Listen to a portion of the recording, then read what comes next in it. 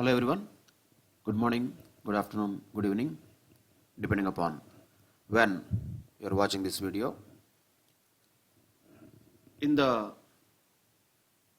discussion in relation to business economics, when we started the unit 1 of chapter 1, which is introduction chapter, in the earlier classes, we discussed about some of the aspects in relation to the origin and history of the modern economics and what is the central theme of economics, particularly in relation to the human wants being unlimited, but the means to satisfy them being limited, and what basically the economics focuses about, ultimately, irrespective of what all the big things we talk. It all melts down to two things. One is production, second one is distribution. And what is the role of economics in giving a right perspective to find out suitable measures in dealing with various challenges faced by businesses, societies, economies, countries as a whole, we can say the human civilization itself. So how business economics or economics in general helps in solving the basic challenges faced by human civilization is the general understanding of what economics is all about. In addition to that, what is business economics and what kind of questions that business economics will try to answer or create analytical tools or concepts which will enable the managers to get answers for such kind of questions is another important aspect of knowing. We can say one way the scope of business economics and importance of business economics, or we can even call it significance of business economics. So those are all the questions that business economics will not have answers, but it will give an idea. It will give the theory and techniques so that answers to those questions can be found in reality. So simply, business economics integrates the economic theory with business practice. That's what we also observed in the earlier classes. And what kind of aspects that business economics, particularly microeconomics, deals with, that also we just touched upon the names of them, which are going to be basically our chapter names in future. Demand, supply, cost, price, competition, etc. Consumer behavior also included in that. So what is the role of business economics in the business decision making, and what is the process of decision making in general? In the way of decision making, we should have alternatives, and those alternatives have to be rationally analyzed and evaluated. Then proper decisions can be taken by using various techniques like operations research, statistics, mathematics, and other theories of decision making. So definitely business economics is helpful as a tool, as a technique, or as a concept which enables the process of making a business policy or business decision making more scientific and more rational. And another point to be just noted is that just we are saying business economics does not mean these concepts are not useful for not-for-profit organizations. We cannot say that, which means the concepts of economics are also definitely helpful, not only for profit-making or profit-motive-oriented organizations for business, or those which are not for profit organizations also, like charities, like welfare societies. Those things also can use the principles of economics. So economics is not restricted to only business.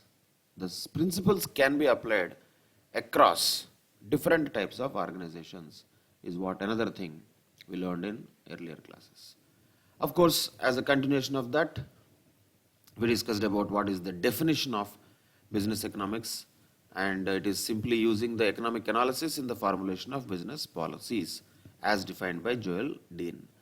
So like this, many definitions can be given, but ultimately the name of business economics itself indicates, one, it has economic analysis, two, it has business policy making, helping tools imbibed in that.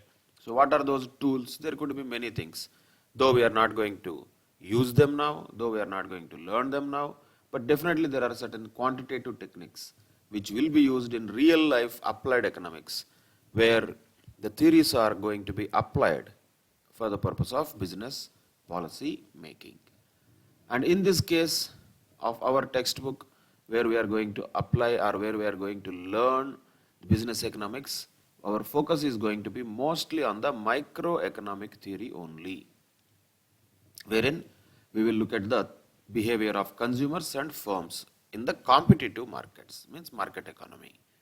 Of course, they will give a lot of good inputs for the managers to take business decisions, but as we already discussed, taking the decisions in reality is going to happen in the outside world.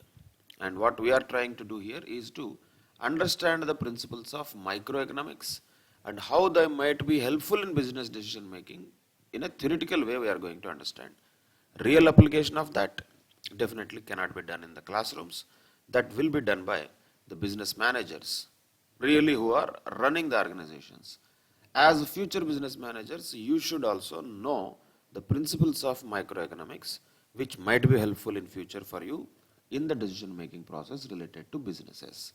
That is the purpose why business economics is included as part of syllabus at foundation level. That is the reason we have this focus on microeconomics at this level.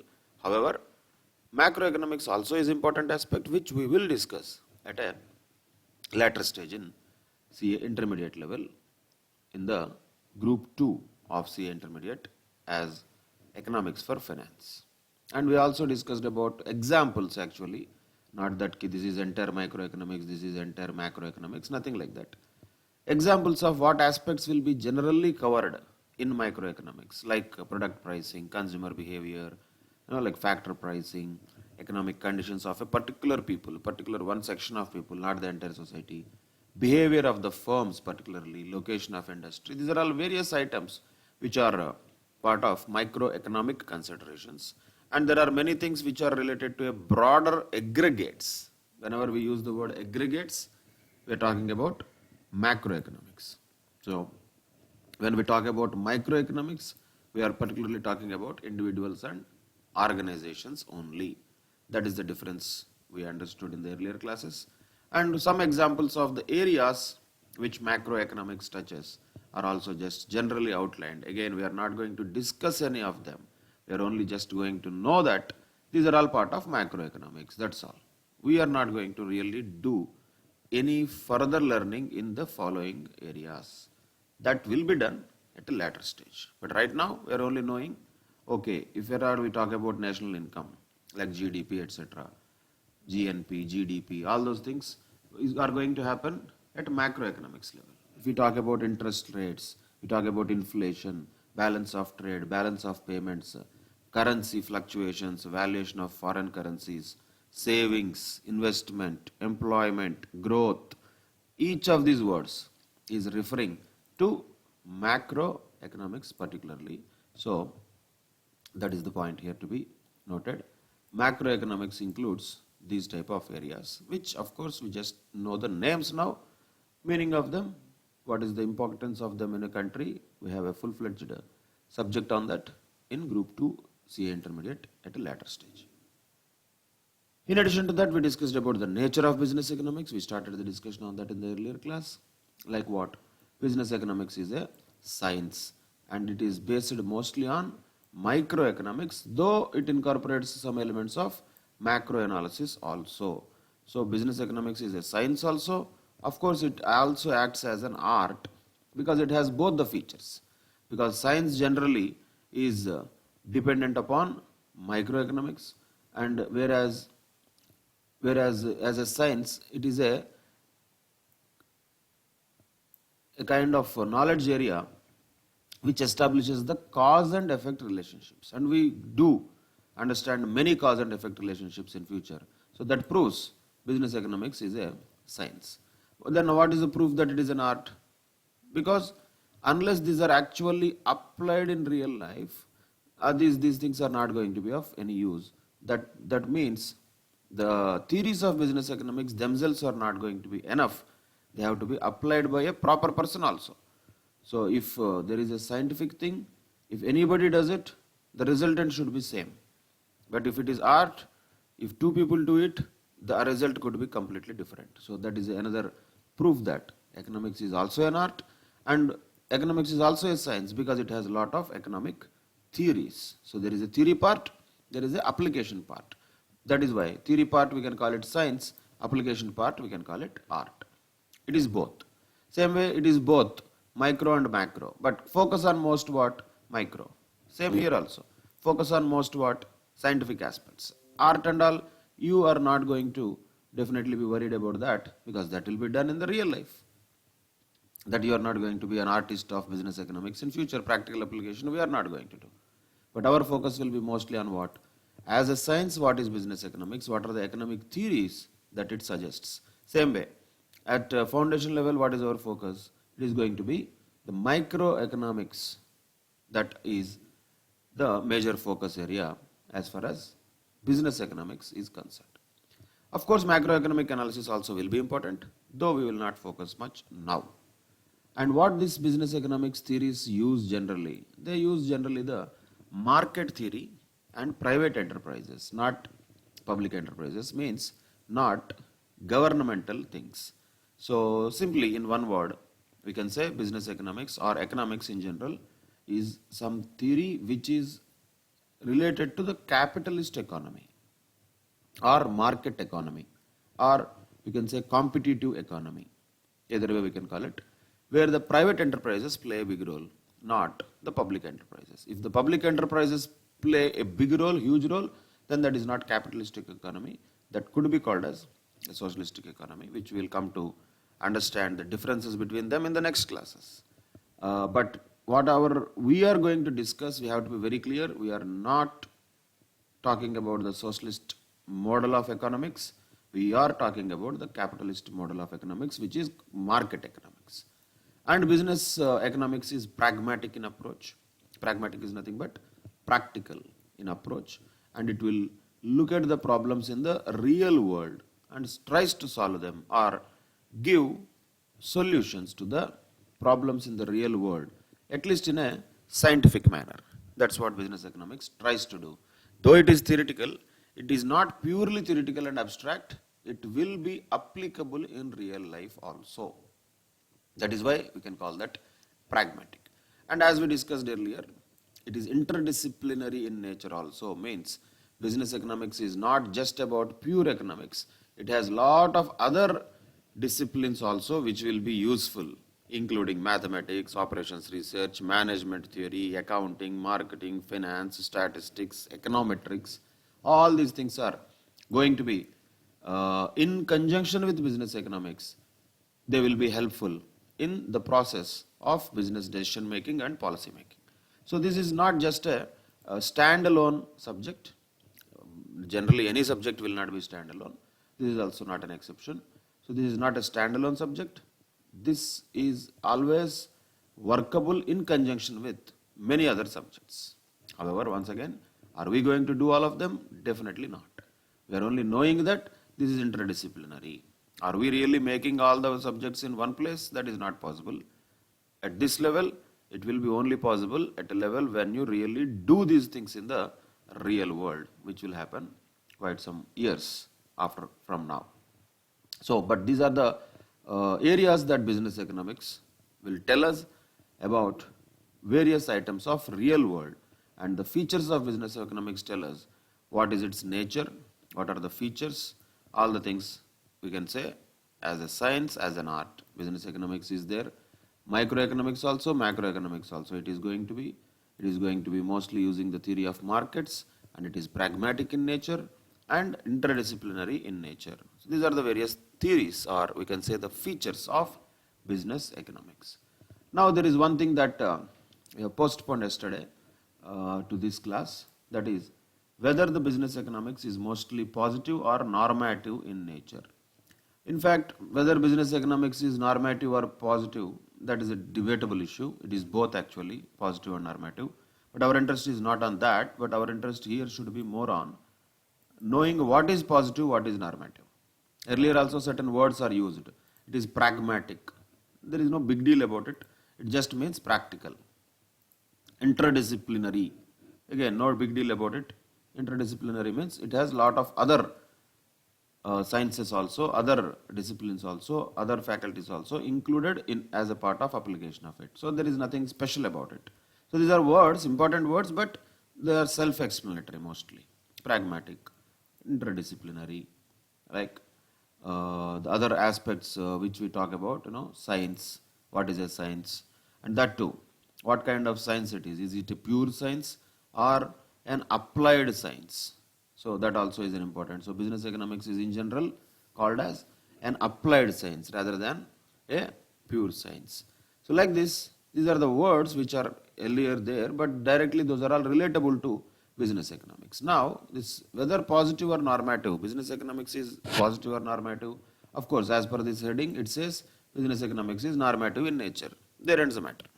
That's okay. Now we can know it is pragmatic, it is interdisciplinary, it is normative. These are the features of business economics, we can say. That's what we're talking about. What is the discussion all about? This is the nature of business economics. These are the features, nature, characteristics, whatever we can call it, of business economics. So it is normative in nature. Very easy to remember. But what is normative is important. Why? Because even in the examination questions, there will be a definite question on whether a particular statement or a sentence or a discussion is positive or normative. That is why, more than knowing the economic theory, whether it is positive or normative, whether business economics is positive or normative, that we don't need to have a debate now, though it is a debatable thing. We can just conclude that since it is given in the book that it is normative. Okay, let us all accept it is normative. Let it be there, no problem. So business economics is normative, sir. Agreed. But the question is not that. The question is, sir, what is normative first of all? What is positive? That is more important. That is what we should definitely know in deeper level. Let us understand them one by one. What is positive? Positive sometimes can be called as pure science analysis, which will analyze the cause and effect relationship between variables in an objective and scientific manner. Each word has a weight behind them. What is a positive thing?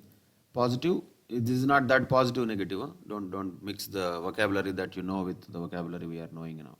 So positive, negative, that positive, this positive are not same. When we say positive science, we are talking about pure science. In this context, we have to use that word positive. So positive or pure science, what does it do? It will analyze cause and effect relationship between variables. That's what it is science, right? That's what we talked about here. What does a science do? Science majorly focuses on cause and effect relationship. So the question now is, a positive science or pure science is the one which does this analysis of cause and effect relationship between variables in an objective and scientific manner. Objective is another important word. There is always these two words which are used as opposites.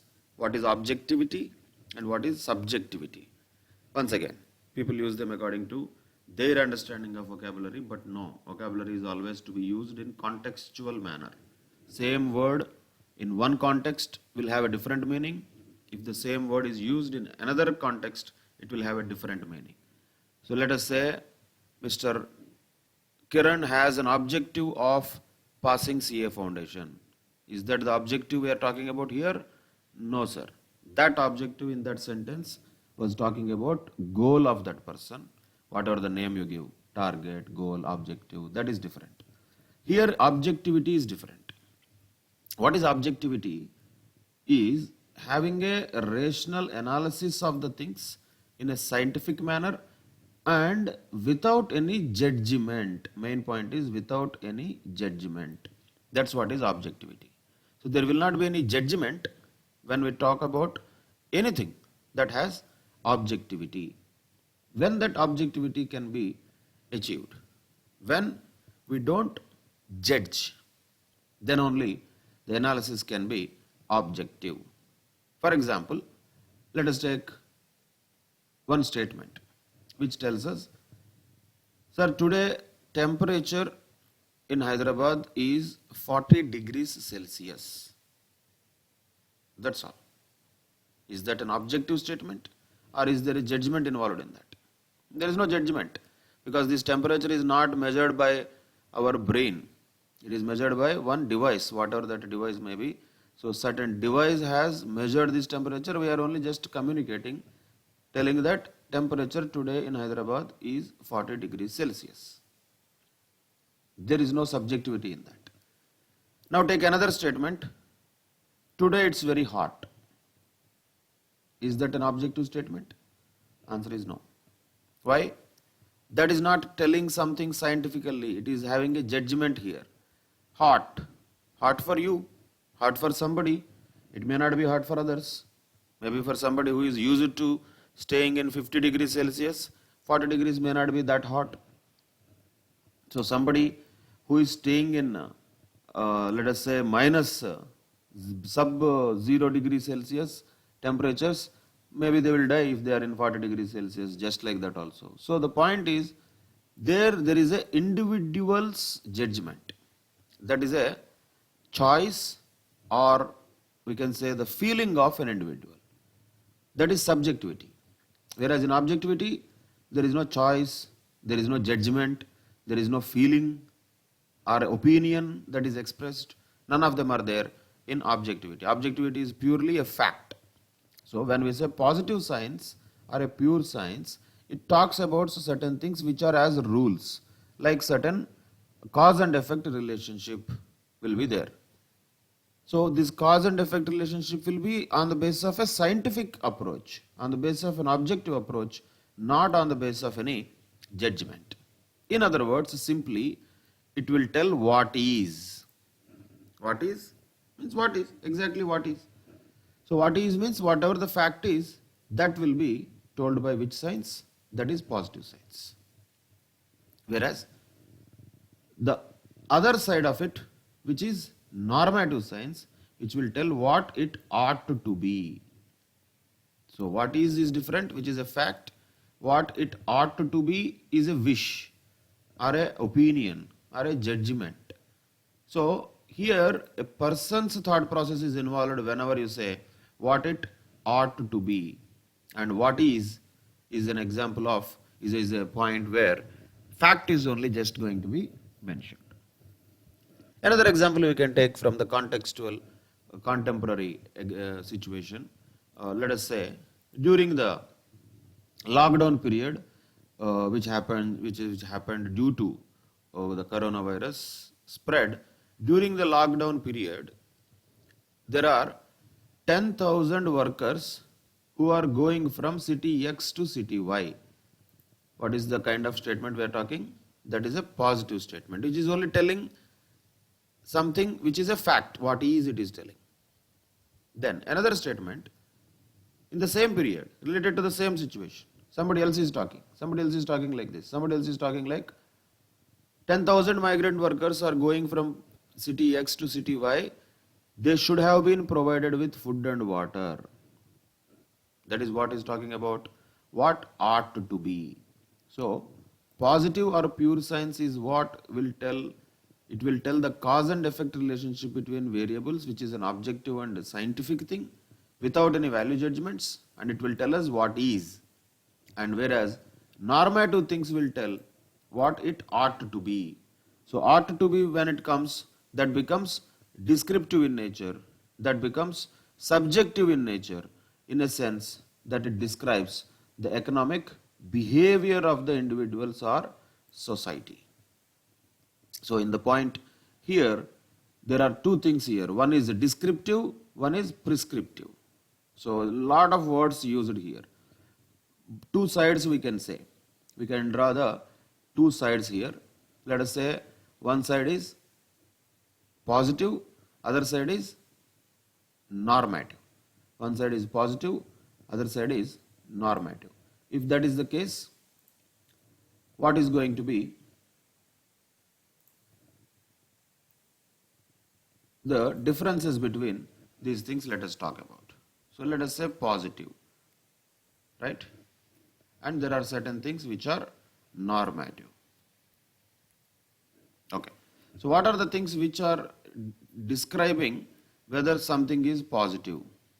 What are the things that are going to be describing something called positive signs? Positive, again, don't take positive, negative. Don't go to that type of distinction. Positive, negative is different. Positive, normative distinction is different. What are the things which are all positive in nature? First of all, the first word used is, when it is positive, that is going to be a pure science. That is going to be what? A pure science. Positive is a pure science. And what about normative, sir? Normative is a applied science. That is the difference. So positive is a pure science. Normative is an applied science. So that is first point to understand. When we talk about positive, what is there? Objectivity, it is there. There is objectivity. Whereas when we talk about normative, there is subjectivity. What is objectivity? What is subjectivity? That should be also known. It's a very important classification even at a philosophical level. Objectivity means reality. That is what is. Whatever it is, as is. That is objectivity, reality. Subjectivity includes some judgment, some kind of opinion. That is called subjectivity. Just for understanding purposes, I will give an old example, even which is there in the old scriptures in the Indian education system. That is called Rajju Sarpa Bhranti. Means, imagine there is a person who was walking in the dark, somewhere in the midnight, and suddenly something very soft has touched his legs. And immediately that person got shocked, and he has almost shivers, naturally thinking that it is a snake, sarpa. But immediately after some time, once he has found that maybe he has a torchlight in his pocket, he opened that and tried to search where that object which he has touched his feet is. The reality is that after throwing some light on that, he found it is not actually a snake, it is only a rope, a soft rope which he has touched with his feet. Then he laughed at himself. It was actually a rope after all, but I was so afraid that it might be a snake. This is the story. Story is very simple, but it gives rise to a very high level philosophical discussion. Simply put, first question, when he thought it was a snake, was he wrong? Debatable. With objectivity, if you see, it is wrong. Why? Because in reality it is not a snake. He thought it is a snake, means he is misled. He was not having clarity on what he has touched. So, when he said or thought it was a snake, it was his subjectivity which was leading him. So what was his thought? That is subjectivity. That was his opinion. That was his judgment. That there was a snake on his feet. That is called subjectivity.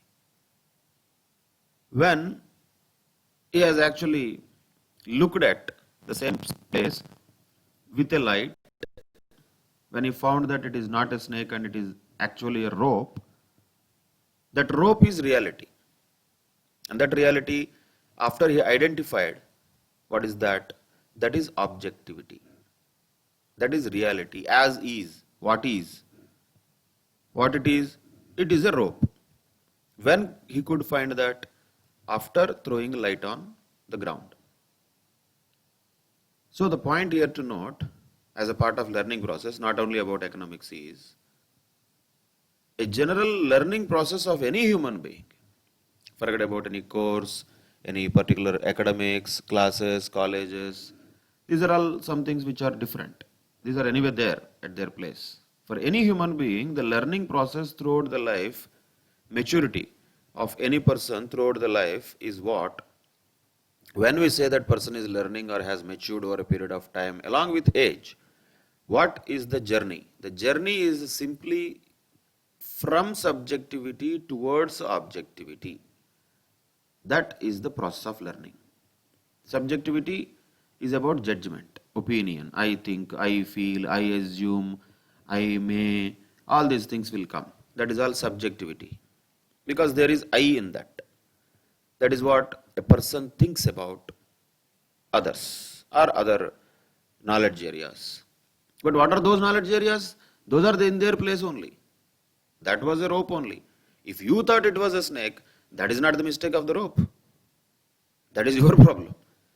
So, subjectivity and objectivity always are opposite with each other. The problem is, objectivity is what is desirable. Subjectivity is what we all have as human beings. That is the difference. Because we are not robots. We will be almost, I would say, like overwhelmingly subjective. I can use that word. Always will be like overflowing with subjectivity on a daily basis. That is what human beings are. We are all like that. Everybody is like that. But what is the process of learning?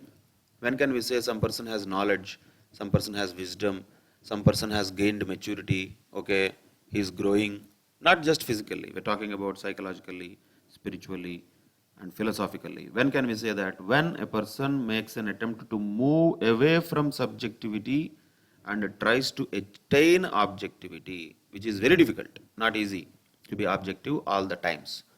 So that's what they say. When we have this Rajju Sarpa Bhranti, Sarpa means snake, Rajju means that rope, Bhranti is illusion. When we have an illusion of something or a judgment of something, it may be reality, it may not be reality. Again, don't be under a wrong impression that that person, this whoever had this Bhranti, whoever had this illusion is stupid. No, we are all like that.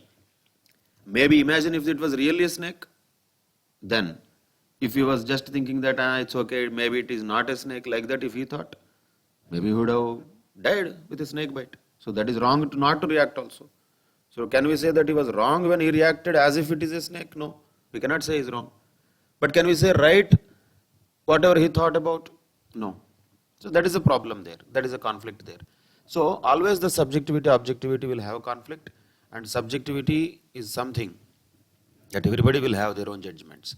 But what should we try? What should anything try is moving away from subjectivity and going towards objectivity.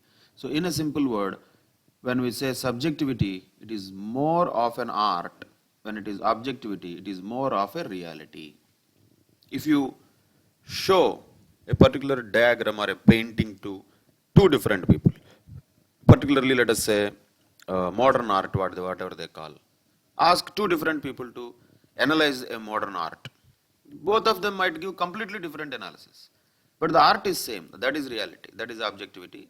The feeling of the person or the judgment of the person is completely different. That is the difference between objectivity and subjectivity. In other words, objectivity is about reality, subjectivity is about opinion. That is different. Once again, you can relate it to your exams also. For example, we call them objective type examinations. For example, this paper itself, economics and BCK paper, is an objective paper. You all use it very number of times. Why is it objective? Not because it has multiple choice questions. In that case, we could have called it MCQ paper. Why are we calling it objective? Because, not because of you, because of the valuation process. The valuation process in this paper and the quantitative aptitude paper is not done by human beings, that is done by computers or machines, which means they will not have any judgment. They will not have any kind of subjectivity. They don't have any opinion about you. They don't know anything about you. So objectively, whatever is reality, if answer for question number 5 is B, it is B. That's what it knows. Maybe it could be C also. B and C both are okay. All these things the computer does not know. No judgment, no debate, no opinion possible there. It is purely objective. That is why these exams are called objective type examinations, wherever multiple choice questions are there and one answer is only correct, and the system generally checks whether there is a correct answer or wrong answer without knowing, going into the details of how the person has got. Maybe a lot of times people get wrong answers also by fluke, correct answers also by fluke. System doesn't care. It doesn't know your level of knowledge. It doesn't judge you actually about your level of knowledge. But when you talk about a descriptive paper or a subjective subject, so the papers which are, you can say, subjective or descriptive, what you popularly call, there is a judgment involved by the valuer. For example, when you write accounts paper or law paper in foundation, the valuer is not a machine, valuer is a human being. So they will judge you. They will definitely judge you whether this particular student has the sufficient knowledge or not. They will come to a overall understanding of your level of knowledge, preparation and all that. So that judgment cannot be taken away from human beings. Machines need not have judgments. Machines will work objectively because mostly they only try to know what is rather than what it ought to be. That is the difference between objectivity and subjectivity. So when we say positive science, it is more objective in nature. When we say normative science, it is more subjective in nature. When we say positive science, it is pure science, also it can be called as. And when we talk about normative science, it can also be called as applied science. So that is another point to be noted. Another word we can use it here is like, we can say this is descriptive in nature. Which one? The positive science is descriptive in nature. Descriptive means it just tells us what it is, but it will not prescribe anything. So what this is prescriptive in nature. That is the difference once again. So these are the words used here.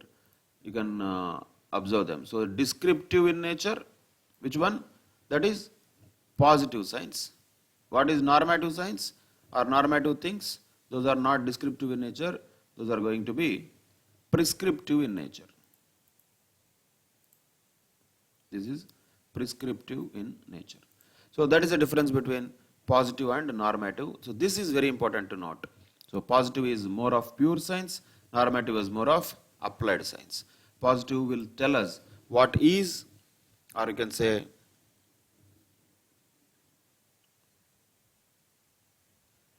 what is the reality.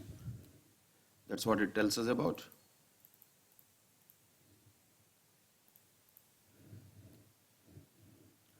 Whereas the normative will tell us what it ought to be. So this talks about what is, and this talks about what ought to be, or what should be, we can easily call it. What should be. The particular course of action will be told by normative things. So normative is something which will have a judgment. Here there is no judgment, no opinion. So we can call this more of a fact, and here we can call this as a opinion.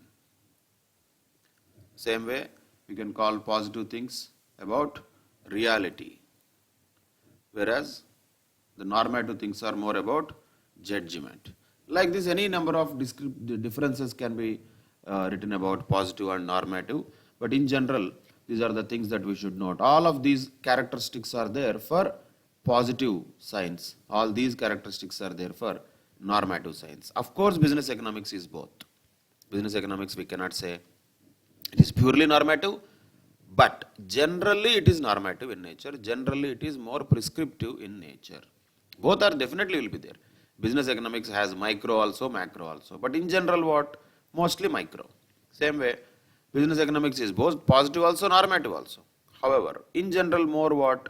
More normative or prescriptive in nature. This is what business economics is about. Normative science. But again, as I told, we are not much interested in knowing what is business economics. For that, this heading is enough. Business economics is normative in nature. There ends the matter. That is not our important aspect to note in this entire paragraph. We should be very much aware of what is the difference between these two things, two words, positive and normative. That is the very important aspect you should remember. What are the aspects related to the positive type of sciences? Those are pure sciences. whereas normative sciences are applied sciences. Positive sciences will have more objectivity, normative sciences will have more subjectivity. Positive sciences are more descriptive, whereas normative sciences are more prescriptive. Positive science will tell what is reality, and normative science will tell what it should be, what it ought to be. That is what normative will tell. Positive will tell us facts, normative will tell us opinions. Positive will tell us reality, normative will tell us judgment. So that is the basic difference between positive sciences and normative sciences. You can understand this importance when we answer the questions. There will be a lot of questions we have to answer. A statement will be given or a discussion will be given between people, and you will be asked to identify whether it is a positive statement or a normative statement. How can you do that? If you know clearly what is the distinction between positive and normative, you should be able to do that very easily. That is the difference between positive and normative. Of course, business economics is definitely going to combine both positive as well as normative, no doubt about it. Nobody is going to tell it is only normative, but emphasis is more on the normative, not on the positive. That's what you have to understand. So business economics combines the essentials of normative also and positive also. However, the emphasis is more on the former. Former in this case is what? Normative. So that is why we say the word or the heading itself, as it mentions, business economics is normative in nature.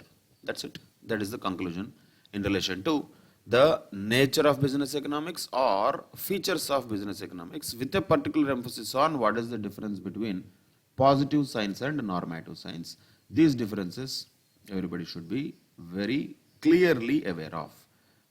That is the important aspect which will be tested in the questions. Now moving on to the scope of business economics. Of course, the scope of business economics is very wide. Are we going to touch entire aspects of business economics? If that is the case, that everybody who actually the CFOs of the companies, CEOs of the companies, whatever they face, we should be knowing all of that. And that is not our stage also. Our level does not definitely support that. But at a theoretical level, yes, we can understand what are the issues generally that business economics addresses. And as we already know, this can be classified into two categories. One is microeconomics, second one is macroeconomics. And what are the areas where microeconomics is applied? Naturally, microeconomics is applied to operational issues or internal issues. Internal of what? Internal of an organization. If there is an organization, a company, let us say a factory, it will have a lot of operational issues. And which type of business economics will address them? Microeconomic principles will address those issues. Then what about macroeconomic principles? We should know them. Once again, we are not going to learn in detail of them, but we should know that macroeconomic principles are also applied. That is also part of business economics. However, they are all applied to environmental or external issues. Once again, environment here does not mean go green, all that. No, not in that sense. Environment here means business environment, economic environment, not the natural environment, trees, marine life and all that. That is different. That environment is different. That is nature.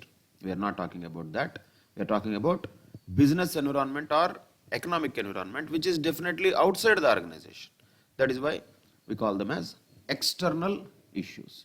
And when we have internal issues, everything inside, within the organization will be related to microeconomics within the scope of the organization. Outside this organization, there is a business environment.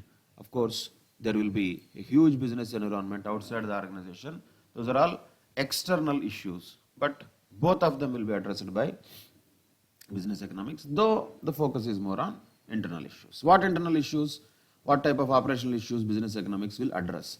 So what are we talking about here? Once again, we are talking about the scope of business economics can be classified into two categories, micro and macro. Microeconomics apply to internal issues, macroeconomic apply to external issues. Now what we are going to know in this particular discussion is what are those internal issues or operational issues. Simply speaking, these are the issues which are within the control of the management. Within the purview and control of the management, these are all called operational issues or internal issues. That is where the microeconomic principles can be applied. These are not outside the purview of the management. They are not outside the control of the management. Management can control them. Management has purview on them. That is why internal matters. These are not external matters. These are all internal matters. Like what? It could be many things. It could be choice of business, means which business to choose, what should be the size of business, product decisions, technology decisions, factor combinations, pricing decisions, sales promotion, financing, management of investments, inventory. These are all some of the few examples of operations or operational issues. Like this, there will be hundreds of them in reality, which will be called operational issues, and those will be part of the internal affairs of an organization, but they are all within the purview and control of the management of the organization. And who will address these issues? Which branch of business economics will address these issues? Naturally, microeconomics will address these issues. What are these issues? Again, just examples are given. We don't need to really go in depth about all these things. We will definitely go through them in future, because most of the techniques which we are going to know the names of are going to be used in next levels, intermediate and final levels. Here we are only knowing the names, headings are enough. That's enough. So one of them, operational issues, very important operational issues, is demand analysis. The name itself indicates. Demand analysis means what is the pattern of consumer preferences and how the demand changes according to the changes in price of the commodity, income of the consumers, prices of related commodities, consumers' tastes and preferences, etc. These are all part of demand theory that we are going to study in the next chapter. So definitely we will come to the demand analysis as part of microeconomic theory. Then we will understand in detail. Now all that we need to know is, boss, there is a theory called demand theory and analysis called demand analysis. And demand forecasting is something which is a technique of predicting the future demands for goods and services. That's called what? Demand forecasting. That is a technique of predicting the future demand for goods and services. Predicting does not mean somebody is telling any astrology here. There is no fortune telling we are talking about here. It is a scientific forecasting technique with which we can forecast, we can project, or we can budget, we can predict the future demand for goods and services. Once again, are we going to do that? We are not going to do that. Do we know all the techniques how to do that at this level? Absolutely no. But all that we are knowing now is, because there is a technique of demand forecasting which will be very important for any organization. Why is that? Why demand forecasting is very important? Because everything that is related to the production, you take raw materials, labor, machines, equipment, buildings, everything that is required for a business will have to be planned well in advance. And how is it possible without knowing the demand? Just for understanding purposes, let us say we want to know how much of raw materials to be purchased. How do you know that? Until and unless you know how much production you have to do, not possible. Next, continue this. Once you know that production this much I have to do, then you can order number of units of raw materials which will be useful for that production. That's okay. But how do you know how much to produce until and unless you know how much you can sell? So ultimately everything stops at what? Demand forecasting. In future, in costing subject, the same thing we call it as budget, and we call this as sales budget. So every budget starts with sales budget only. Without sales budget, there cannot be a production budget, there cannot be a raw materials budget, there cannot be a labor budget, there cannot be a capital budget or anything. Every other budget depends upon sales budget. That is the fundamental point. And we will apply them in future in CA intermediate level, but now we are only knowing the names. And what is that we are calling here? That is just called as demand forecasting. So demand analysis and demand forecasting are very crucial things for any organization. Demand analysis is more of applying the theory of demand for the purpose of decision making. Demand forecasting is basically a technique of predicting future demand of goods and services. That's what all done by the management. Within the purview of management, demand analysis and forecasting is there. So, which principles will be applied here? microeconomic principles will be applied here. Same way, production and cost analysis. This one we don't have to wait for a CA intermediate, we have it here itself. Here, this first part also, demand analysis part, we have in the foundation economics. In this same subject we are discussing. Production and cost analysis we have in this subject. Demand forecasting, we will only have a theory of that, but application we are not going to have it now. We will have it at a later stage. Production and cost analysis, definitely we have it as two different chapters we have within this same subject of business economics. So we will definitely discuss those things in detail at that level. Of course, what do they tell? Name itself indicates. Production theory explains basically the relationship between the inputs and output. Simple. Inputs means various things that will be inputted into the production process. Output means output which comes out of the production process. So in any general phenomena, there will be input, process, output. Production is that process, and that cannot run without inputs. And whatever the outcome of production process is called as output. There is the names which are self-explanatory, and that's what production talks about. Relationship between them will be explained by production theory. We will definitely discuss all those things in the chapter of production theory. And not only that, we have a cost theory analysis, so that will enable to understand the behavior of the costs, and once again how they are all related with each other, and how the cost theory is related to production theory.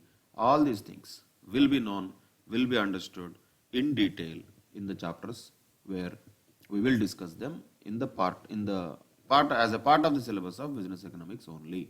So in the microeconomics we are going to learn about demand theory, that is demand analysis you can call it. Production and cost analysis you can call it, that we are going to do here only. Inventory management, nothing we are going to do at this level. All these things are going to be dealt at CA intermediate level as part of costing subject. All these points we are talking are useful in reality. When a manager or a CFO works in an organization, he is not going to have chapters, he is not going to have subjects. He cannot say from 9 a.m. to 10 a.m. I will apply economics, from 10 a.m. to 11 a.m. I will use mathematics, from 11 a.m. to 12 p.m.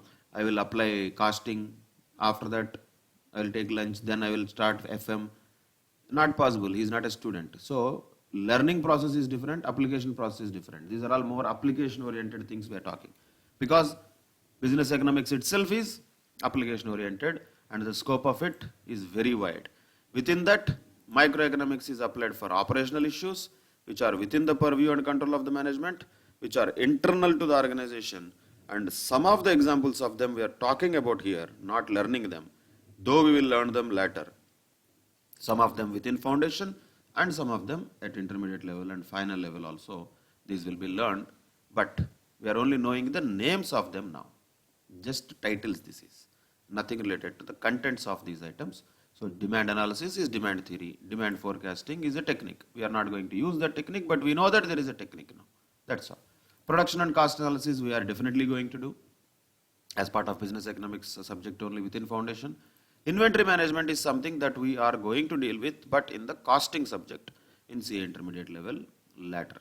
Right now, we don't really work too much on that. But definitely one thing everybody should know, irrespective of whatever the subject it is. Inventories means not just finished goods. Inventories include raw materials, work in progress, and finished goods, and various policies in relation to the inventory management like ABC analysis. Some of the techniques like simulation and other mathematical models will be used, not now, later. Those will be all used as part of inventory management. Now all that we need to know is there is a particular topic or science or subject called inventory management. Within that, we will understand the process of managing three types of inventories, which include raw materials, work in progress, and finished goods. That's it.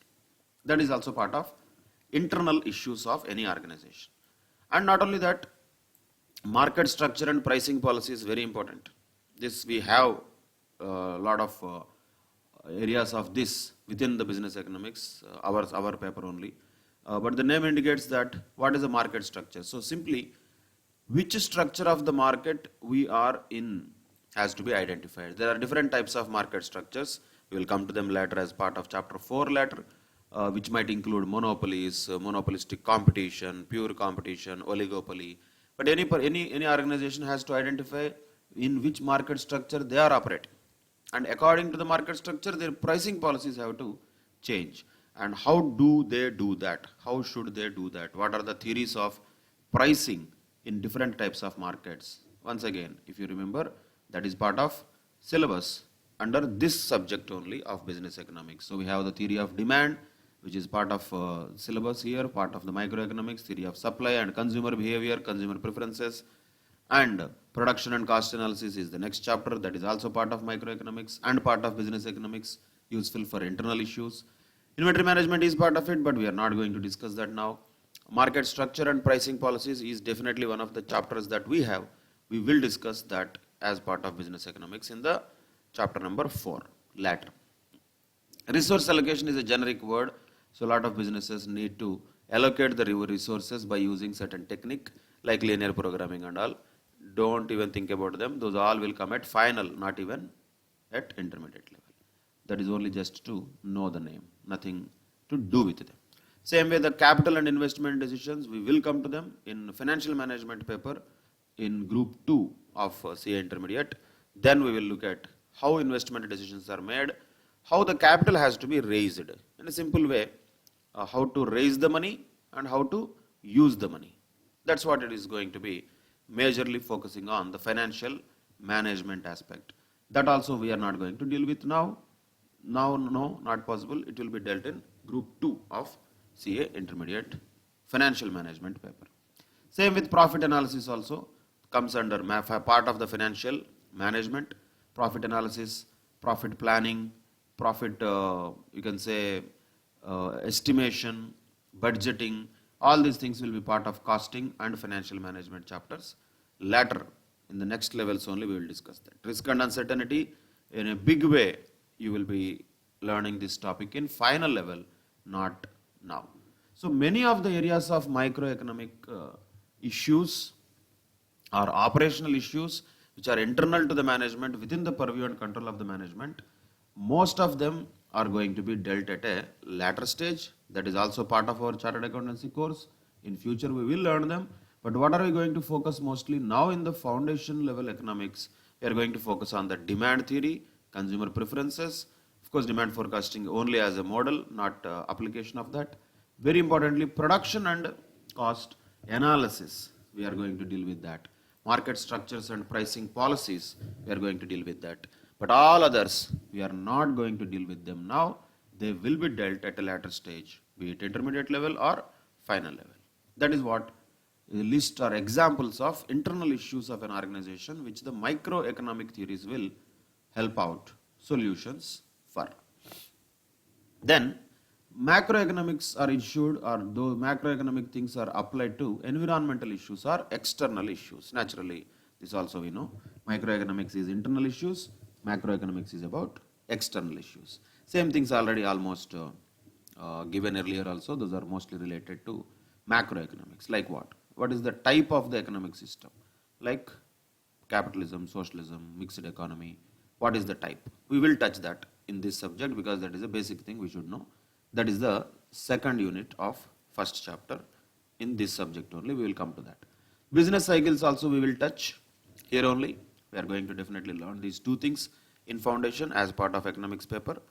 But all the other things we are not going to touch now. They are all going to be discussed as part of macroeconomics, which is called as economics for finance in CA intermediate group 2. Till that level, we are only just knowing the names here, which we already touched, like national income, like GDP, unemployment and employment, prices, means inflation, savings, investments. All these names are already there. What are the trends of them? Government policies, like what are the government policies and how they will have impact on the economy. There are many policies like industrial policy, competition policy, monetary policy, fiscal policy, like that foreign trade policy, globalization. All these things, a lot of policies governments will take. And what is the impact of them on an economy as well as an organization, we will come to know in the part of macroeconomics. Very importantly, the financial sector and capital market. Financial sector includes banks, financial services, institutions, insurance companies, mutual funds, etc. Capital market also includes stock markets, bond markets, money markets, mutual funds market, Like that, many areas are there which are going to be learnt in CA intermediate level as well as at final level in future. So mostly in these entire macroeconomic aspects, our focus in foundation level is only going to be the types of economic systems, broadly three: capitalist, socialist, mixed economy; stages of business cycles, that is the last chapter, chapter number 5 that we have in this subject. All the remaining things in relation to the macroeconomic indicators, government policies, different sectors within a country, financial market and capital market, other socio-economic organizations, how do they work, like trade unions, consumer unions, what is their impact on the overall society and economy. These are all macroeconomic things. And not only that, in general, if we talk, the social and political environment also will have an impact on organization. How they will have impact on organization, what is their role in a system in which the organization is working, that is all part of macroeconomic environment we can call. Business environment it can be called. I think a portion of that you can understand even in business and commercial knowledge also. But that is a broader thing. Most of that in detail is going to be discussed at a later stage in CA intermediate and final level. Our focus mostly here is only on types of economic systems and business cycles. Whereas all these other items, most of these other items, what are all there here, these all will be discussed in future learning process, be it CA intermediate or CA final, right? But now what we should understand, if you observe any of these things, none of them is within the control of the management. That is what we started, no? What are internal issues, operational issues, microeconomic issues? Those are within the purview and control of the management. Who will do demand analysis? Management will do. Who will do demand forecasting? The organization only will do. Production and cost analysis within internal, inventory management, internal. And these are all within the control of an organization. So some management decisions will make sure these are all done in a scientific manner. However, if you look at the environmental issues or external issues, we cannot decide. An organization cannot decide whether the economy should be a capitalist economy or socialist economy. That depends upon the government choice or the people's choice. So organization cannot decide, I always want to be in a boom period. Not your choice, boss. Whatever the business cycle is happening in the real world, if economy is booming, you will also be in that. If economy is in recession, you will also suffer from that. So there is no control on these items. Any of these items if you observe, nobody, no individual, no organization will have control on these items. That is why these are all external issues. They are not part of an organization. These are all external issues. We should know them. We should definitely mold our decision making process according to them. No doubt about it. However, we may not have directly any control on them. But understanding this environment is very important. Without understanding any of them, if we just try to take decisions, then naturally those decisions can go wrong. So that is the reason any business manager should not only be aware of their internal issues, which anyway they have to take decisions on a daily basis or operational level, on a day-to-day basis. They have to take anyway many such decisions regularly. That is their internal issue. However, they should also keep an eye. They should also have a proper antenna to receive what are the things that are happening in the business environment. What are the external issues behaving like? How is the employment tendencies? How are the prices in the market? What kind of social and political environment is there outside the organization? How the government policies might have any impact on us? Every such thing has to be always closely, keenly observed. But that is all not part of microeconomic theory. That is a macroeconomic environment, macroeconomic analysis, macroeconomic issues, we can call them. Those are also equally important. However, they may not be part of our syllabus at this level, right? That is a point here, and point to note here as we are just talking about all these factors. One common point is nobody has any control over these factors. We cannot control them, rather they control us. So naturally what we have to do is we have to adjust our decisions according to the environmental changes. So that is a very important awareness point that every business manager should have, which will be, that is why very important to know and note as part of macroeconomic theory, which we will definitely learn, but not now, at intermediate group 2 level as part of economics for finance. That's it. That is the end of unit 1 of chapter 1. And just quickly, if you go through the summary of this chapter, all the things that we discussed only, nothing new here will be there. First of all, an economy exists because of two facts, and what are those facts? Human wants are unlimited and the resources are scarce. And economics is the study of processes by which the relatively scarce resources are allocated to satisfy the competing unlimited wants of human beings in the society. So basically, how the resources are allocated is the core subject matter of economics. That is the essence of economics, we can call it one way. In other words, production and distribution. That is where everything ends with. So that is the subject matter of economics, which is core of economics, allocation of scarce resources to different people within a society. And how this can be divided into two parts, micro and macro economics. Of course, microeconomics, what it examines, how the individuals, consumers and firms will have decisions made so that they efficiently allocate the resources. So basically microeconomics is focusing on individuals who are consumers or firms, individuals and organizations we can call them. However, the macroeconomics studies the large economic aggregates. Macroeconomics, whenever we use the word, we should immediately remember this, aggregates. Like what? Examples are many. Level of output, consumption, saving, investment, inflation, interest rates, for currency, balance of trade, government policy, taxation, fiscal policy, monetary policy, many things like that will be part of macroeconomics study. However, when we talk about business economics, it integrates the economic theory with business practice. So theory comes from economics, actual reality application comes with business practice, which happens in reality, not by you and me.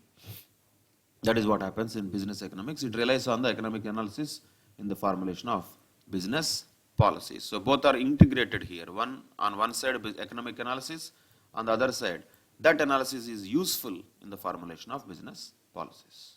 And simply when we talk about business economics, mostly it is concerned with microeconomics, though macroeconomic analysis also is there in relation to environment in which the business has to function.